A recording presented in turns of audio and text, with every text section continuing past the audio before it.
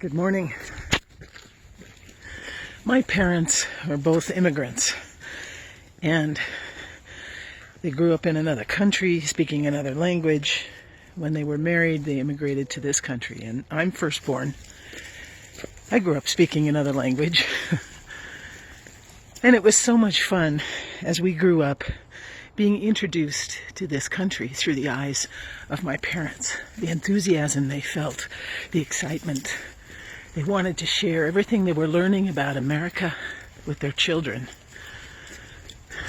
One of the things we used to do growing up quite a bit is that we would go camping during the summer.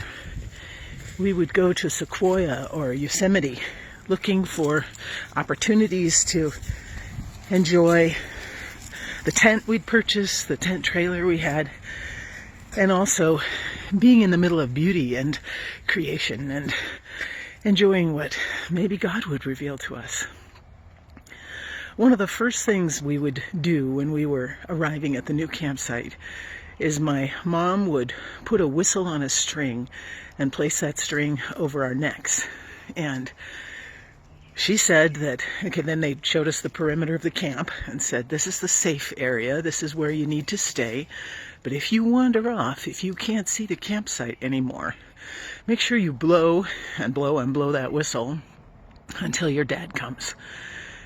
And there was a great sense of security in that, right? That if I needed my dad, I could blow the whistle and he'd come.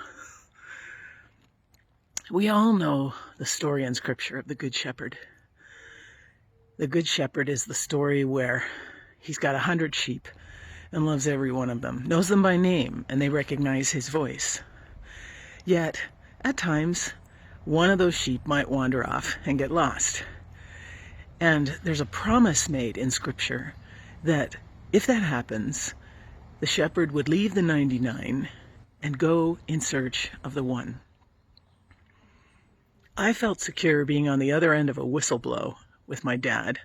This story also helps us to feel secure, knowing that if we get lost, the Good Shepherd's right there.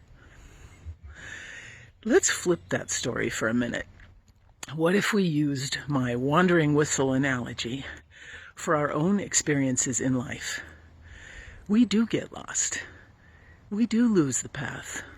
Sometimes we do it intentionally, just sick and tired of walking the fine line, and I'm done with this, and I'm going to do something different, even if I know it's potentially hurtful, harmful, could end up injuring even my relationship with God.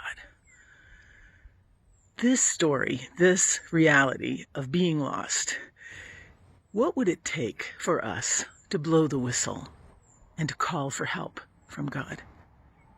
Our pride is such a problem for us.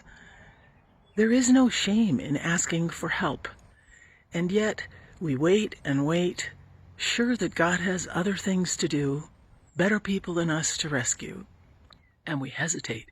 We put off blowing the whistle, crying out for help. Do you feel that way today? Do you feel that way at this point in your life? Do you feel a little lost? That you've lost sight of the campsite? That you're not sure where home is? You're off the track? It's as simple as blowing the whistle and asking for help from the one who loves you. God is right there. Have a good day.